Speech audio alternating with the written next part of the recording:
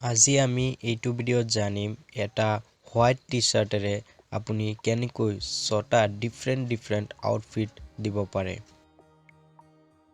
Number 1 আউটফিটত আছে আপোনাৰ যিকোনো হোৱাইট টি-চাৰ্টৰ ওপৰত আপুনি ব্লেজাৰ বা আপুনি কোট পিন্ধিলে চাব লুকটো বহুত ধুনীয়া আহে। তো এনেকৈ আপুনি ব্লেজাৰৰ তলত বা কোটৰ তলত আপুনি হোৱাইট টি-চাৰ্ট পিন্ধি এটা ডিফাৰেণ্ট আউটলুক দিব পাৰে।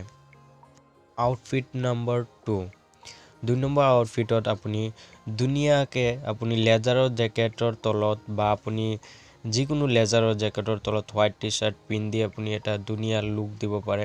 ব্লেক লেজাৰ বা মেৰুন যিকোনো লেজাৰৰ জেকেটৰ এটা তলত আপুনি হোৱাইট টি-চাৰ্ট পিন্ধি ধুনীয়া এটা ষ্টাইলিছ লুক দিব পাৰে। আউটফিট নম্বৰ 3 এই আউটফিটত ফটোত দেখুওৱা ধৰণে আপুনি হোৱাইট টি-চাৰ্টৰ ওপৰত আপুনি যিকোনো শাৰ্ট পিন্ধি এটা ধুনীয়া আউটফিট দিব পাৰে।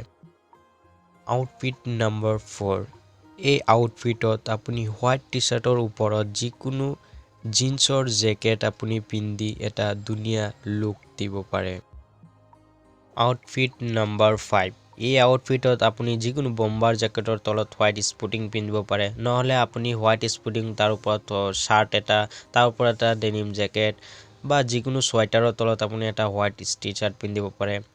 তো এনেকৈ এটা ধুনীয়া আউটফিট দিব পাৰে। 6 নম্বৰ আউটফিটত আপুনি নৰ্মেল হোৱাইট টি-চাৰ্ট পিন্ধিও এটা ধুনীয়া লুক আউটফিট দিব পাৰে।